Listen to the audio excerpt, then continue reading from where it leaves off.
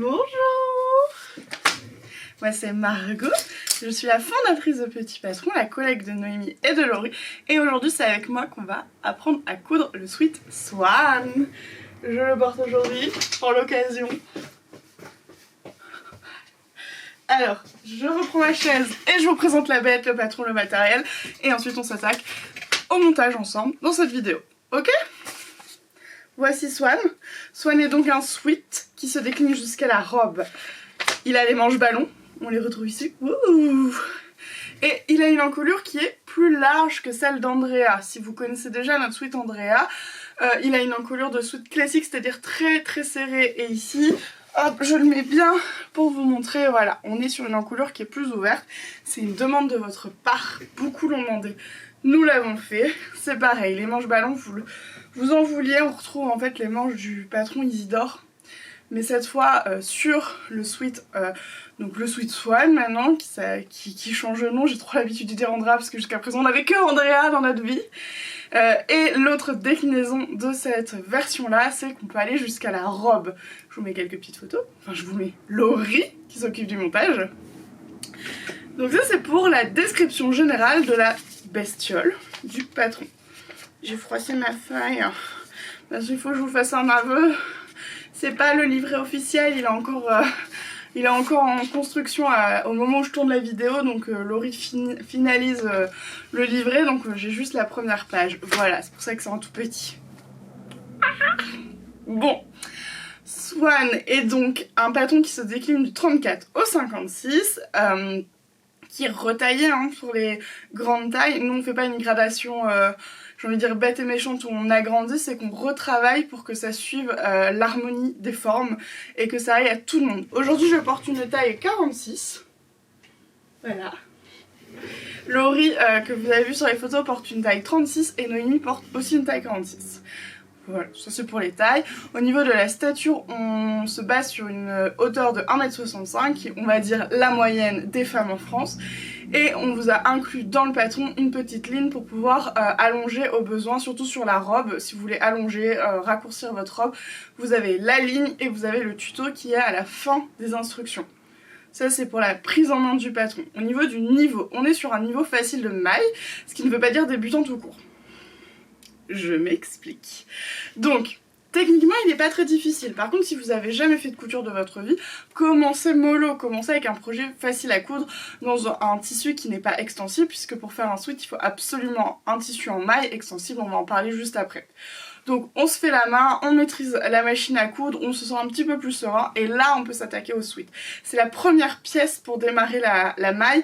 Pourquoi ? Parce qu'en fait c'est pas un tissu extrêmement extensible, qui roulotte, qui est trop fin, c'est plutôt facile à prendre en main. Donc c'est super pour démarrer. Ça reste un vêtement, donc c'est pour ça que je vous disais que c'est pas pour les grands débutants. Si vous cherchez d'abord un premier modèle de vêtement pour débuter et vous rassurer, chez nous il y a la jupe Chelsea qui se fait en tissu chaîne et trame, qui est idéale pour débuter en douceur. Et effectivement après Chelsea, si vous vous sentez prêt, vous pouvez vous lancer dans Swan. Et comme c'est le sujet du jour, ça tombe bien. Pour le matériel, il ne faut pas prévoir 1 milliard de choses, c'est quand même la bonne nouvelle. Alors j'ai non, j'ai juste les schémas ici. J'ai pas le tableau, mais alors dans le fichier vous avez absolument toutes les informations, c'est-à-dire le tableau de mesure, le tableau de fini pour pouvoir comparer un petit peu les mesures. Attention, dans de la maille, il y a peu ou pas de valeur d'aisance puisque c'est un tissu extensible. Donc ça c'est normal, tout est expliqué. Moi je vous invite c'est à tout lire. Pour les instructions, vous pouvez lire une première fois pour comprendre un petit peu la méthodologie. Par contre, si vous butez avant de commencer à coudre sur une étape, ne paniquez pas. Commencez le montage, utilisez cette vidéo. Vous allez voir qu'en faisant les choses, tout devient beaucoup plus clair. Par contre, sur l'avant, toutes les informations qui sont avant, prendre ses mesures, choisir sa taille. On ne choisit pas au pif sa taille, on remesure parce que vous avez peut-être bougé dans le temps.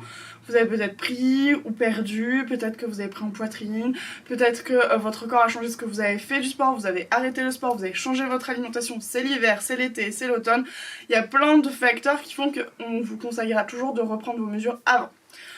Il y a tous les conseils sur le choix du matériel, et le matériel, il est très simple. Vraiment, il est très simple. On va parler tissu en premier. Voici la bête. Je n'ai que des chutes parce qu'on a tout cousu déjà. Donc ce sont les chutes de tissu que nous avons utilisées. On a essayé de choisir, on va dire, un éventail des meilleures matières pour coudre un sweat. Donc pour coudre un sweat, il vous faut du sweat. Il y a plein d'enseignes qui vont appeler ça sweat. C'est du molleton. C'est en fait un tricot qui est extensible. Il peut avoir ou non de l'élastane et qui est un peu plus épais que du jersey. Le jersey, on l'utilise pour le t-shirt. Donc il aura plus de tenue et surtout il vous tiendra un peu plus chaud. Il existe des French Terry, donc ça va être un sweat qui est assez fin, qui a un envers gratté ou tout doux. Il existe des molletons fourrés comme celui-ci. Donc en fait l'aspect est quasiment le même, sauf qu'à l'intérieur c'est tout doux, ça ressemble à une espèce de polaire toute douce. Là, moi je porte un French Terry moumouteux à l'intérieur, et ensuite il y a la famille des autres mailles qui sont les interlocks. L'interlock, c'est en fait ce qui ressemble le plus à un tricot si vous le faisiez vous-même à la main avec des aiguilles. On le retrouve sur les cardigans, les gilets essentiellement, et les pulls qui sont tricotés de manière industrielle. Donc c'est les autres mailles que vous pouvez prendre. J'ai deux exemples, dont celui qu'on va coudre aujourd'hui. Donc en fait là on est sur un interlock tout ce qu'il y a de plus classique. De ce côté là on a vraiment le tricot qui est apparent et qui est reconnaissable. Et sur l'envers en fait celui-là a la particularité d'être un petit peu en effet polaire. Et vous allez voir, on va en parler après parce qu'on a été un peu rebelle. Et le dernier tissu, en fait c'est une maille, nous on aime bien appeler ça les mailles texturées parce que il y a autant de noms que de types de tricot qui permettent de créer les motifs. Et en fait sur cette maille particulière il y a une espèce de tressage qui a été fait au moment du tricot par la machine industrielle. Il faut savoir que tous les tissus dont je vous parle, ça a beau être des tricots, comme ils sont industriels, quand vous coupez ça ne se détricote pas. Ça c'est la bonne nouvelle. Donc ça c'est la dernière maille. Les grandes différences entre on va dire les molletons sweat et les mailles texturées ou les interlocks, ça va être le poids. Le molleton, le French Terry, le sweat est assez léger. C'est plutôt ce qu'il y a de mieux pour un sweat, ça donne le côté un peu sport qu'on connaît et qu'on connaît au sweat. Les mailles type interlock et les mailles texturées sont plus lourdes, souvent elles sont pas tout à fait de la même composition, elles sont rarement en coton, elles sont plutôt en polyester, en viscose, etc. On va trouver du coton dans les French Terry, les molletons et compagnie. Et donc ces mailles-là, elles sont plus lourdes, donc elles ont un tombé assez lourd. Donc nous on a adoré les utiliser, surtout pour les versions robes. Comme ça il y a un très joli tombé à la robe. Et on a préféré les French Terry, les molletons, etc. pour les versions sweat. Et en fait ce qu'il faut savoir, c'est que plus votre tissu est léger, en fait, plus il va avoir ce gonflant de manche. Alors léger ne veut pas dire fin. C'est pas la même chose. Vous allez peser les tissus, vous allez regarder les grammages sur les boutiques en ligne, vous verrez que des fois il y a des différences de poids alors que le tissu peut être plus épais. En fait le coton est plus léger que la viscose, etc. Donc les mailles interlock, elles vont être un peu plus lourdes, elles vont un peu plus affaisser les manches, mais ça donne aussi un très joli tombé, beaucoup plus fluide, et vous allez voir quand vous allez bouger la manche, va faire une chorégraphie magnifique. Donc ça c'est toute la famille des tissus qui sont recommandés. Vous pouvez aussi utiliser du jersey Milano, c'est un jersey assez épais. Après ce sera pas très chaud, c'est vraiment la limite. Par contre un jersey on va dire classique, fin, on le déconseille. Parce qu'en fait comme c'est une pièce sweat qui a été patronnée comme un sweat, elle est prévue pour mettre en dessous un débardeur ou un t-shirt, une chemise, etc. Donc il y a un peu d'aisance, il n'est pas ultra moulant. Donc si vous faites en jersey et que vous dites pas moi j'en ferai un t-shirt, vous allez voir que sur les épaules, etc. ça va être un peu grand, un peu affaissé parce que la coupe n'est pas pensée pour être un t-shirt puisque c'est un sweat, donc un pull. Donc c'est pour ça qu'on ne vous recommande pas forcément le jersey. Pour le tissu, c'est à peu près tout ce que j'ai à dire puisque c'est une pièce qui est très facile à gérer. Sur notre blog, on vous met plein de liens, on essaie de le repartager régulièrement sur les réseaux sociaux. Moi j'en partage aussi énormément du côté de couture débutant qui est mon blog de couture et où je trouve que c'est le plus simple pour partager un peu les inspirations tissus, etc. Donc si vous cherchez des liens, des recommandations, nous on vous mettra un peu tout ce qu'on a, les tissus qu'on a aimés, et je pense que sur couture débutant je parlerai aussi des achats qu'on a regrettés parce qu'on avait pris des tissus et c'était pas adapté. Donc il vous faut du tissu. Et en matériel, on va recommander vivement la laminette. C'est tout! La laminette, elle fait peur, pourtant elle est gentille. Et elle est pas chère. Et ça, c'est une bonne nouvelle. La laminette, c'est tout simplement un morceau de caoutchouc. Donc pour le vêtement, on va utiliser une laminette transparente. La blanche ou noire, elle est faite pour la lingerie ou les vêtements de sport. Maillot de bain aussi. Ici, de la laminette transparente, elle est plus fine, elle est plus souple. Et en fait, elle a pour utilité de renforcer votre tissu puisque tout votre vêtement tient sur les épaules et l'encolure dos. En fait, c'est sur cette ligne-là que tout le vêtement va venir tomber. Et donc c'est important d'aider le tissu pour éviter qu'il ne se fatigue avec le temps. C'est-à-dire que comme tout le poids se met sur les épaules, au bout d'un moment, le tissu, surtout s'il n'est pas d'une excellente qualité, et je sais comme c'est difficile de nos jours de trouver des tissus de belle qualité, il pourrait se déchirer en fait sous l'effet du poids. Donc la laminette, elle a cette utilité-là. Oui, vous pouvez vous en passer. C'est juste qu'il faut se dire que le tissu sera moins durable. Sur le sweat Francherie, il n'y a pas de souci. Sur les mailles qui sont lourdes, les mailles qui sont composées de viscose par exemple, là ne vous en passez pas parce qu'il y en a vraiment besoin. En fait, ce sont des tissus qui se détendent énormément. En fait, votre tissu, enfin votre sweat ou votre robe va s'élargir parce que la laminette, elle a l'autre qualité de venir un peu resserrer. C'est un peu comme un droit fil thermocollant qu'on va poser sur du chêne et trame. Ben voilà. On utilise de la laminette. Pourquoi je vous recommande vraiment d'en utiliser? C'est parce que ça ne coûte presque rien et ça a un vrai apport à votre tissu et le rendu est très différent avec ou sans laminette. Si vous êtes dans l'urgence et que vous en avez pas, c'est pas la fin du monde. Vous pourrez aller au bout du projet, mais voilà, votre projet sera peut-être un peu moins joli, il va peut-être plus se détendre et aussi durer moins longtemps. Et comme la couture c'est long, c'est pour ça qu'on vous recommande quand même d'aller chercher votre laminette. Nous on la prend chez Rascol par exemple, depuis des années, elle est très très bien, on en est contente et ça ne coûte vraiment pas très cher, c'est largement moins d'1 € le mètre, du moins la dernière fois qu'on en a acheté.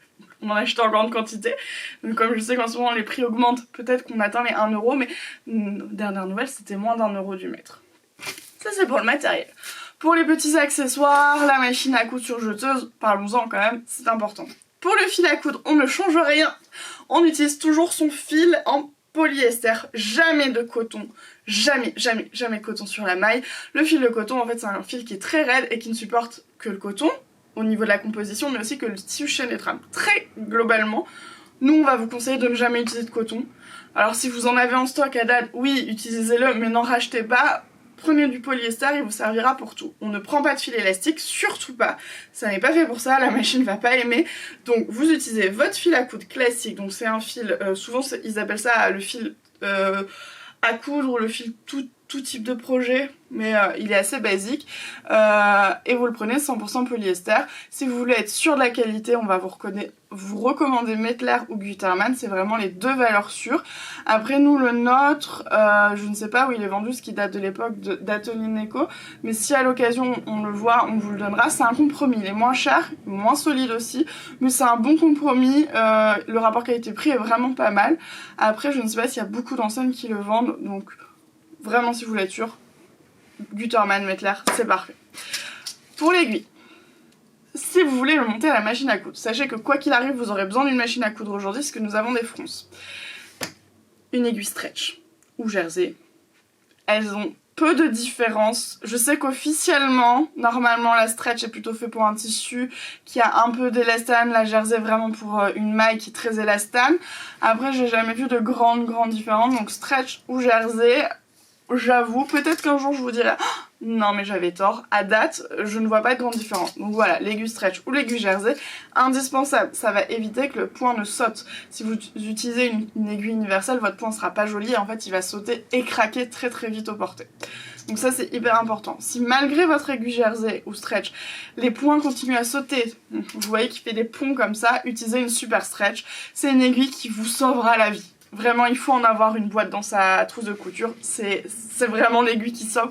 Quand l'aiguille de base stretch ou jersey ne suffit pas. Par exemple, un maillot de bain, il faut une aiguille super stretch. Donc ça c'est pour la machine à coudre. Sur la surjeteuse, on change pas ses aiguilles, on laisse ses aiguilles de base. Elle doit bien sûr être celle recommandée par la machine. Il y a deux grandes références d'aiguilles pour surjeteuse, les LX nanana ou les machins trucs. Le nom est, je ne le retiens jamais, mais c'est écrit dans votre notice. Et surtout, utilisez bien les bonnes aiguilles, ça aidera la surjeteuse. Maintenant, la question. Surjeteuse, machine à coudre, que faisons-nous ? Sachez-le, c'est important, on le répète sans arrêt, mais nous on trouve ça important. Tous les patrons, petits patrons peuvent être cousus avec une machine à coudre. Vous pouvez vous en sortir avec cette bestiole-là. Moi j'ai travaillé avec la surjeteuse et cette machine-là c'est une machine débutante, c'est la FS40. Donc c'est l'ancienne, maintenant elle s'appelle FS40S de chez Brother, c'est vraiment l'entrée de gamme, la plus entrée de gamme possible. Donc j'ai travaillé avec cette machine et notre surjeteuse, qui est une Elna 664 Pro, j'ai oublié, qui est génial. qui malheureusement est en fin de vie. Oh, notre cœur saigne, mais on l'use plus qu'il ne faut, donc c'est normal. Mais voilà, j'ai cousu avec les deux. Mais si vous voulez, vous pouvez tout faire avec votre machine à coudre. Dans ce cas-là, il faudra prendre le point jersey ou stretch de la machine. Ça ressemble un peu à des petits éclairs, un peu comme la cicatrice d'Harry Potter.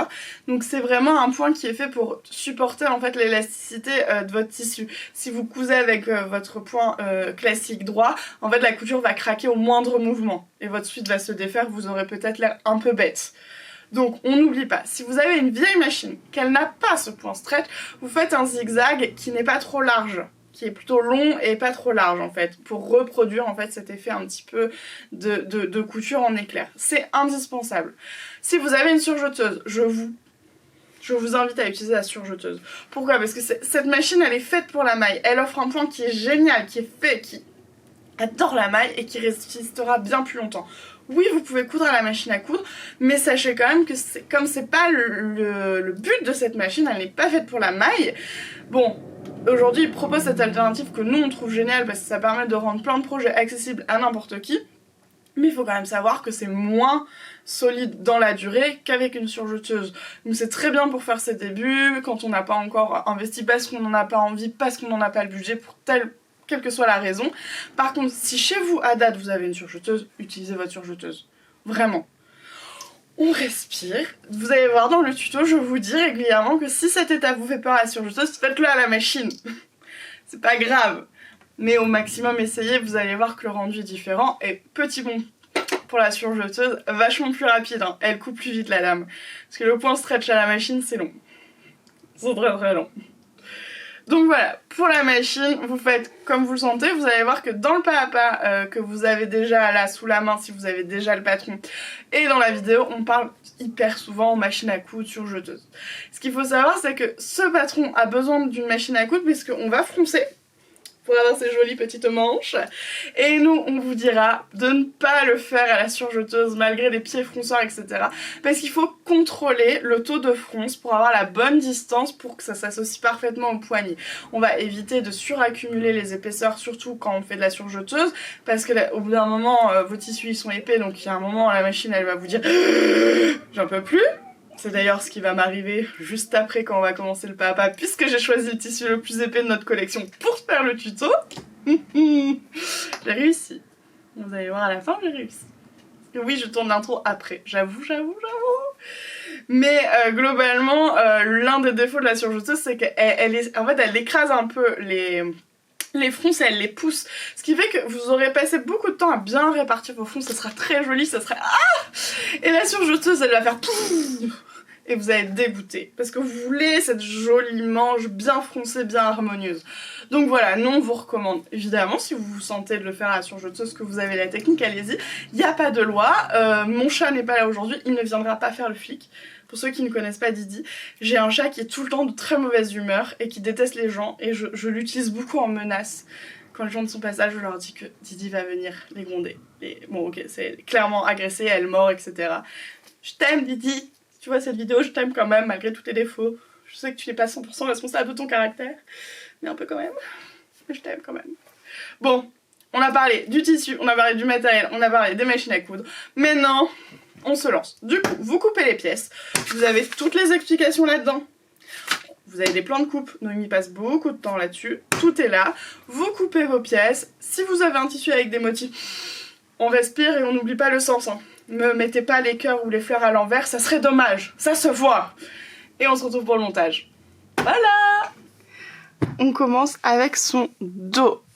Et on va poser de la laminette. Alors si vous cherchez les valeurs de laminette à poser, elles se trouvent sur vos patrons. Donc j'ai deux petits morceaux qui vont aller se poser sur l'épaule et j'ai un grand morceau qui se posera sur l'encolure dos. La laminette, elle va permettre au tissu d'être bien maintenu, d'être renforcé. En fait, tout le poids du vêtement tient sur cette zone-là. Et donc la laminette est vraiment un atout pour la durabilité de votre vêtement. Donc je vous invite quand même à la mettre. Et pour ça, vous allez travailler sur l'envers du tissu. Donc vous repérez bien l'endroit de l'envers.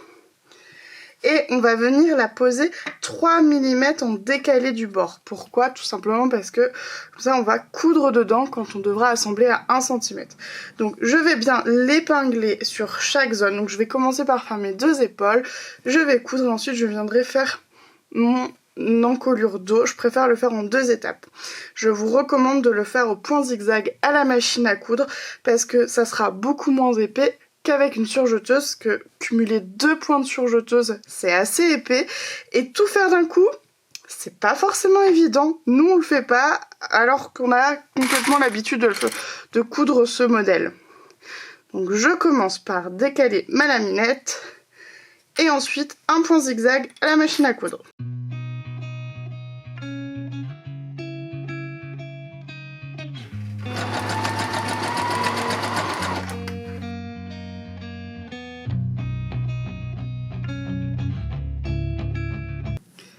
C'est posé, maintenant je vais le mettre endroit face à moi et je viens prendre mon devant.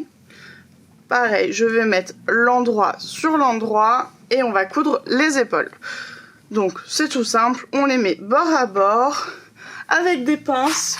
Pour la maille, c'est vivement conseillé. Après, si vous n'en avez pas, vous pouvez utiliser des épingles, évidemment, il n'y a pas de souci. Et on va épingler bord à bord et il suffira de coudre à 1 cm. Alors, si vous avez une machine à coudre, vous allez pouvoir le faire avec soit votre point stretch sur la machine. Si vous n'en avez pas, vous pouvez faire un zigzag qui est relativement serré. Si vous avez une surjeteuse, faites-le à la surjeteuse, ça reste quand même un point beaucoup plus solide pour la maille. La machine à coudre, c'est une solution de remplacement. Donc on va coudre à 1 cm du bord, que ce soit machine à coudre ou surjeteuse. Les épaules sont assemblées et si comme moi vous l'avez fait à la surjeteuse, vous pouvez laisser dépasser 2 cm de chaînette. Pour le moment on va laisser comme ça et au fur et à mesure je vous expliquerai comment bloquer les points. On met ça de côté et on prend ces pièces d'encolure. Donc la petite c'est le dos, la grande c'est le devant. On vient les mettre endroit contre endroit et vous avez sûrement remarqué qu'il y a une découpe en pointe. Ce n'est pas une erreur, tout est normal. En réalité c'est pour offrir un plus joli rendu une fois porté. Donc on vient les mettre bord à bord et on va pouvoir coudre à 1 cm. Si jamais cette petite pointe vous fait peur sur la surjeteuse, vous avez le droit, c'est pas grave, faites-le à la machine à coudre. Il faut être très précis sur cette étape-là. L'encolure, vous voyez, c'est une bande qui est vraiment pas large. Le moindre décalage, ça sera pas très joli. Donc si vous préférez, faites-le avec un point stretch ou un point zigzag serré à la machine à coudre sur cette étape-là uniquement. Si vous êtes à l'aise, à la surjeteuse, c'est très bien.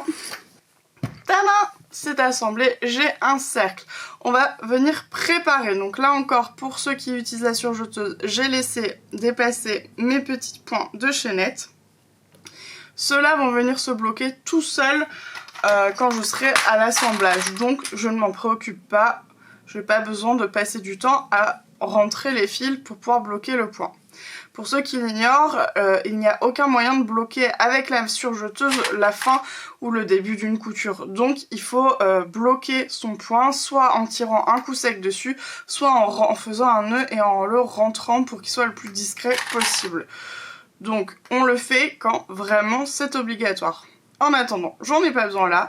En fait, je viens plier envers contre envers mon encolure de manière à ce qu'elle soit presque en forme pour pouvoir la monter sur mon sweat. Je préfère bien préparer cette étape avec des pinces avant d'assembler au sweat. Encore une fois, ça vous fera gagner du confort sur le montage final. On a l'impression parfois que la préparation, ça fait perdre du temps, alors qu'en réalité, ça vous en fait gagner. Surtout que la moindre décalage, ça se voit. Donc je mets bien bord à bord, je prends le temps. Et on va pouvoir se retrouver ensuite sur le sweat.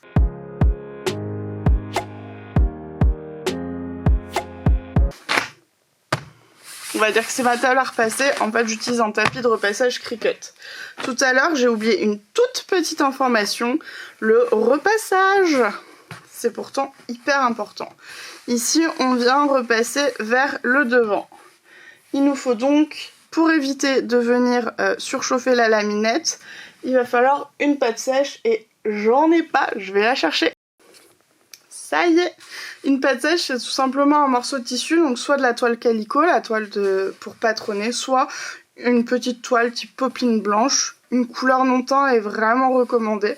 Ça permet tout simplement de pouvoir repasser sans risquer d'abîmer ou lustrer un tissu qui pourrait être fragile. Ici, la laminette pourrait fondre sous l'effet du fer, donc je vais éviter de mettre ma semelle de fer à repasser directement sur ma laminette. Donc je prépare ma couture, je mets ma toile calicot, pour le moment j'appuie bien pour que la couture reste en place et je passe.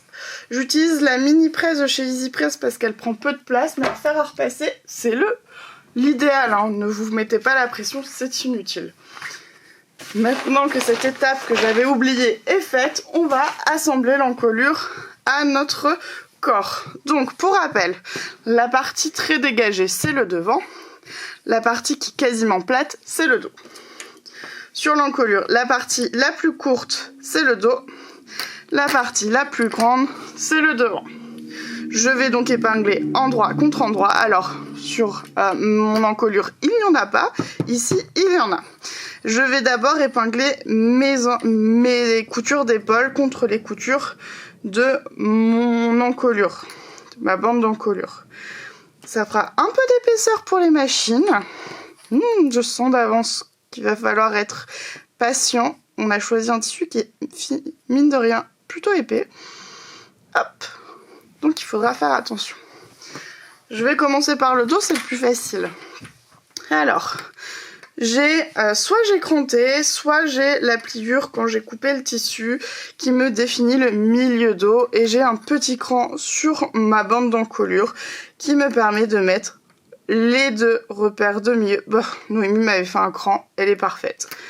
Ça me permet de travailler sur des quarts, c'est plus facile, puisque là, il va falloir répartir l'excès de tissu, parce que l'encolure du vêtement, le corps, est plus large que l'encolure la bande d'encolure, c'est normal. En fait, on va venir resserrer et donner un joli volume grâce à cette fameuse bande d'encolure. Donc là, vous voyez, je rajoute parfois quelques épingles quand j'estime qu'il n'y en avait pas assez sur ma bande d'encolure. Le dos est très facile à travailler, je vous avoue. Maintenant, je vais m'attaquer au devant. Et vous allez voir que là, il va falloir prendre un poil plus de temps. Hop, je vais retourner. Plus votre tissu aura d'élastane et plus ça sera une étape facile. Vous pouvez aussi utiliser du bord-cote directement. Ou le tissu principal de votre ouvrage. Nous, on n'utilise pas souvent du bord-cote parce qu'on aime bien qu'il soit parfaitement assorti et ce n'est pas forcément évident de trouver un bord-cote qui va avec le tissu. Donc là, ça a été tout seul pour la répartition. Maintenant, je vais faire une couture en cercle à 1 cm du bord pour accrocher mon encolure. Je vous conseille de travailler avec la bande d'encolure face à vous parce que vous allez pouvoir bien vérifier que vous êtes toujours droit. Parce que si vous commencez à faire des ondulations, avec cette petite bande qui est hyper étroite, ça se verra au porté. À la machine à coudre, avec un point stretch ou zigzag serré, ou à la surjeteuse. Hop, et voilà. Alors ici, j'ai besoin de fermer ma couture puisqu'il n'y en aura plus. Donc ce que je fais, c'est que là, moi je coupe à 1 cm, je tire sur mon fil de boucle, il vient tout seul et je tire un coup sec et ça fait un nœud. Si cette technique vous fait peur, vous pouvez bien entendu faire un nœud et rentrer avec l'aide d'une aiguille type aiguille à laine. Ensuite, sur l'encolure, on va pouvoir venir la repasser vers le bas du vêtement et si vous le souhaitez, vous pouvez tout de suite faire soit un point zigzag à la machine pour tenir votre valeur de couture, soit ne rien faire, soit attendre. Moi, je vais tout faire à la fin puisque je vais utiliser une machine qui s'appelle la colleteuse, qui n'est pas obligatoire, qui me permet tout simplement d'avoir un très très joli point de maille. C'est plus esthétique, mais je ferai tout en une fois à la fin de mon montage. Donc maintenant, passons aux manches. On va avoir besoin de place. Voici une emmanchure. Le montage de la manche sur un vêtement type maille se fait à plat, c'est-à-dire que je ne ferme pas mon côté, je vais d'abord monter la manche. Vous allez voir, c'est hyper confortable. Donc, première étape, repérez vos crans. Sur le devant en général, en tout cas chez Petit Patron, nous avons 2 petits crans. Dans le dos, vous avez un petit cran qui se balade, il est ici. Vous avez évidemment votre épaule qui est en repère. Vous allez prendre votre manche et vous allez chercher celle qui correspond. Pour ça, plutôt que d'avoir les patrons à dispo, vous avez l'écran qui vous servent.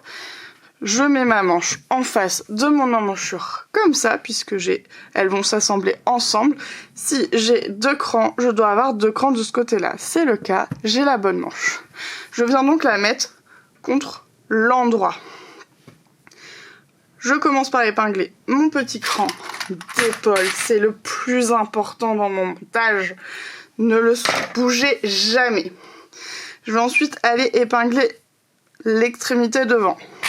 On épingle toujours par les extrémités, ça évite de détendre et de déséquilibrer le vêtement. Je viens ensuite poser un cran, une épingle sur mes 2 crans ici. Là c'est facile, il n'y a pas d'embut, vous allez avoir aucune difficulté à épingler. Par contre, au niveau de la tête de manche, on en a, c'est normal, ne paniquez pas et surtout ne le supprimez jamais. La manche est plus grande que l'emmanchure. Eh bien, on va venir tout simplement la répartir. Pour ça, je crée des mini-ponts. Plus le tissu est extensible, plus vous allez voir que c'est facile de résorber. J'épingle au fur et à mesure jusqu'à arriver tout en haut et ne plus avoir d'embut, donc de surplus de tissu qui crée un mauvais pont, disons un pont qui ne passera pas sous la machine, parce que l'objectif évidemment c'est de ne pas faire de plis. La manche va bien être cousue à plat, visuellement on verra rien. Et cet embut il est indispensable pour vous permettre d'avoir et un joli tombé, mais aussi avoir un mouvement agréable de l'épaule. C'est pour ça qu'il ne faut jamais le supprimer. Et je vais faire exactement la même chose du côté du dos.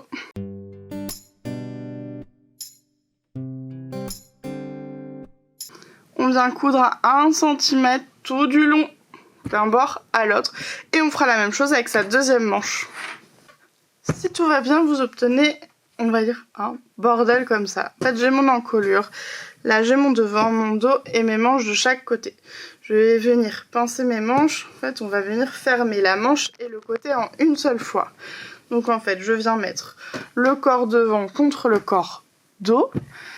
Et je vais avoir ma manche qui va se plier en 2. Je vais pouvoir épingler du bord de la manche jusqu'en bas de mon premier côté. On va faire une seule et même couture qui démarre de la manche et qui va jusqu'en bas. On fera évidemment la même chose de l'autre côté avec une petite couture à 1 cm comme d'habitude.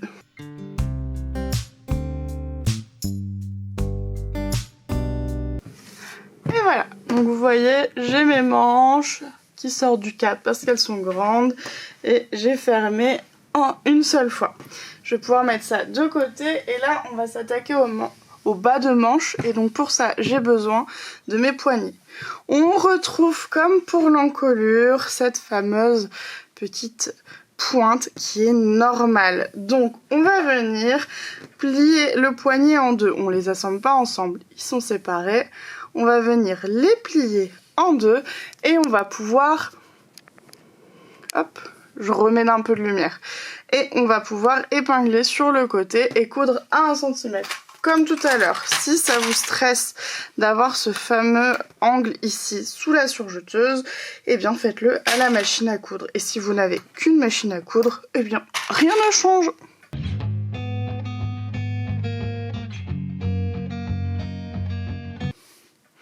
Maintenant que c'est cousu, je vais les remettre. Alors, je ne vais pas les remettre complètement sur l'endroit. En fait, je vais préparer mon poignet comme j'ai préparé tout à l'heure ma bande d'encolure. C'est-à-dire que je vais le plier en 2 dans l'autre sens et mettre envers contre envers. Et là, comme tout à l'heure, je vais pouvoir mettre des pinces pour pouvoir préparer mon poignet. Comme ça, il est parfaitement bord à bord. C'est hyper important parce que là, quand on va l'assembler avec la manche qui est froncée, vous allez voir, on n'a pas une visibilité maximale sous la machine ou sous la surjeteuse.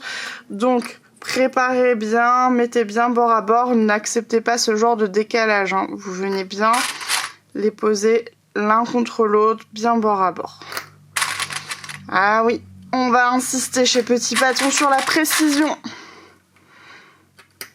Je fais l'un, je fais l'autre et on se retrouve ensuite sur le bas de manche pour préparer ses fronces.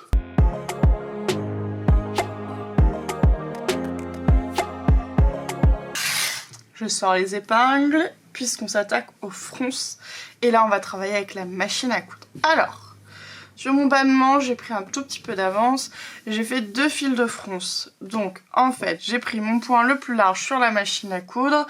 C'est pour ça qu'il ondule ce point, il ne pourrait pas du tout assembler deux épaisseurs ensemble, il est beaucoup trop large. Par contre, il va nous permettre de froncer facilement.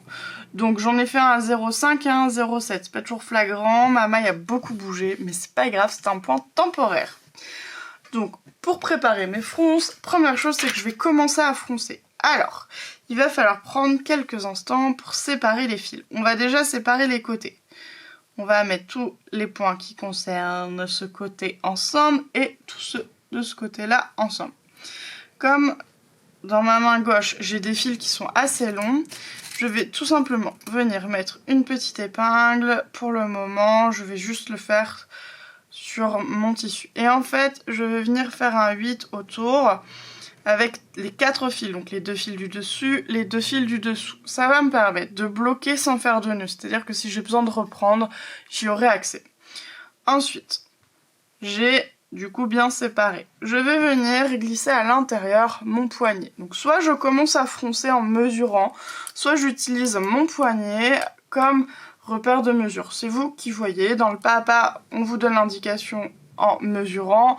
Et moi, je vais vous montrer comment je fais sans mesurer. Ce n'est évidemment pas une obligation, vous faites la technique qui vous plaît. Alors, j'étais en train de mettre une pince, mais pas du tout. Je travaillais à l'épingle, je trouve ça beaucoup plus facile ici. De toute manière, je vais coudre à la machine dans un premier temps et je vais vous expliquer pourquoi. Donc, j'ai cousu avec le tissu qui était face à moi. Donc, mes fils de dessous se trouvent bien sur l'envers de mon tissu.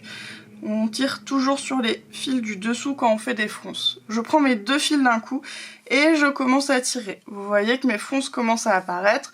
Je viens les glisser gentiment et en douceur vers ma droite.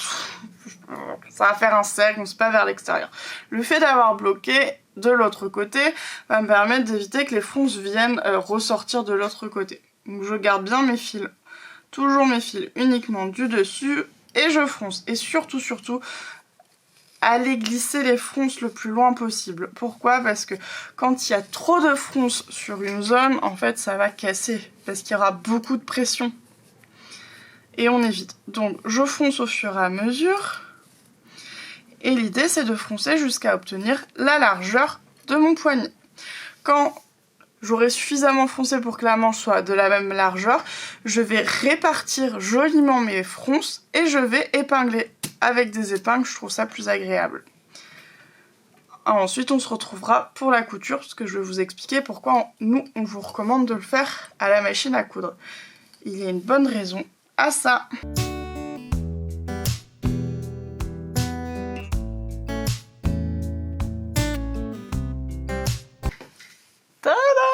Donc là mes fronces sont réparties sur tout le poignet.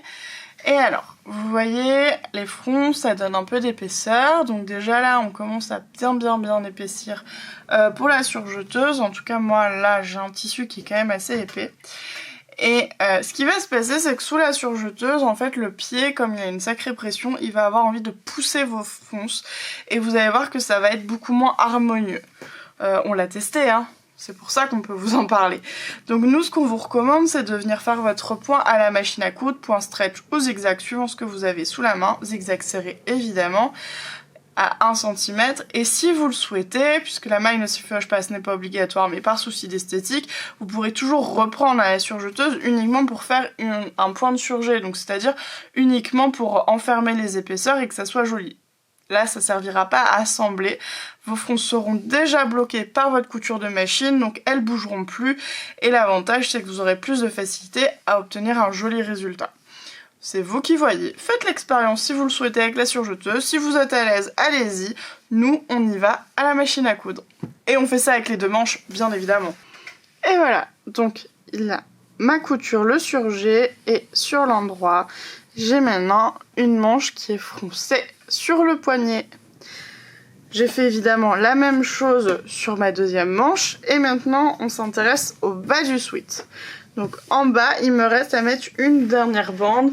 Ça va être exactement le même principe que pour mon encolure et que pour mes poignets. Donc je vais mettre mon corps sur le côté pour le moment. Hop. Et je vais alors... J'ai une petite épingle, ça nous permet de repérer facilement la bande qui correspond au devant de celle du dos, parce que la différence est relativement faible. Vous allez voir, je vais pousser un petit peu, pas beaucoup d'écart, donc c'est plus facile de se repérer avec une petite épingle au milieu du tissu. Je vais encore une fois épingler sur les côtés, coudre à 1 cm, vous pouvez toujours le faire à la machine à coudre si ça vous rassure. Ensuite, on va venir le plier en deux et l'accrocher au sweat.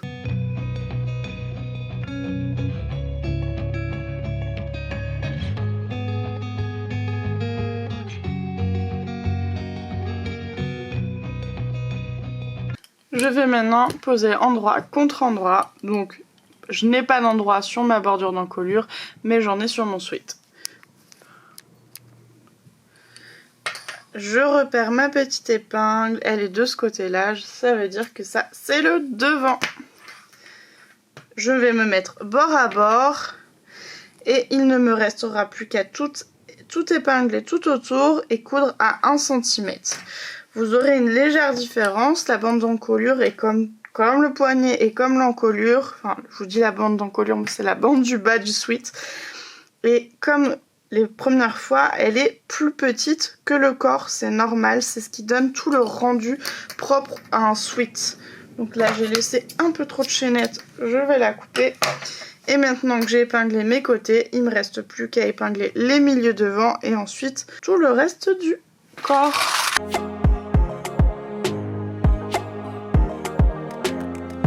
On fait une piqûre à 1 cm et votre sweat est fini.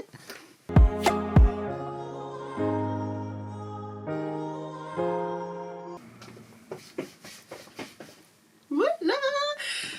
Bon, ça y est, on l'a fait. Donc aujourd'hui, on a cousu ensemble la version sweat de Swan. Il faut savoir que la robe, c'est tout pareil, sauf qu'on nous a pas mis la bande en bas. On l'a pas mise parce qu'on a vraiment hésité, parce que c'est joli. Mais en fait, ça a ce défaut de faire remonter et de montrer les petites culottes.